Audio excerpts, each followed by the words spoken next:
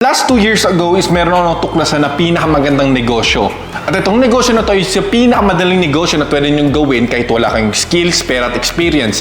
Isipin nyo yung guys is nag-restaurant na ako, nag-clothing line na ako, nag-e-commerce, nag-dropshipping, nag-networking, nag-trading, nag-crypto, lahat tinry ko na.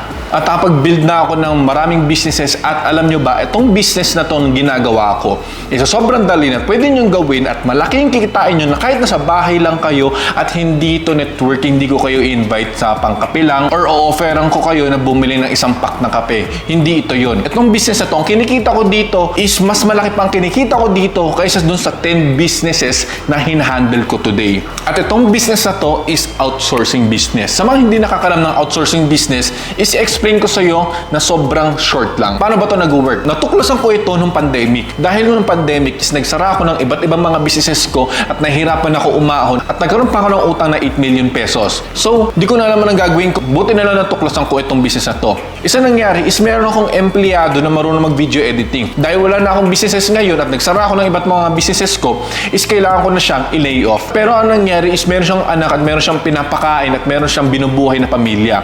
Kaya lumapit siya sa akin, baka meron akong mga trabaho na pwede kong ibigay sa kanya. So, naghanap ako sa US, UK, or Australia na naghahanap ng video editing services para mag-grow yung business nila. At meron ako nahanap na nag-willing na mag-pay ng 100,000 pesos para sa video editing services every single month. So, ang ginawa ko is close ko si client at hinire ko yung empleyado ko na marunong video editing. Ang bayad ko sa kanya is nasa 30,000 pesos every single month. So, ano nangyari is nagbigay siya sa akin ng 100,000 pesos.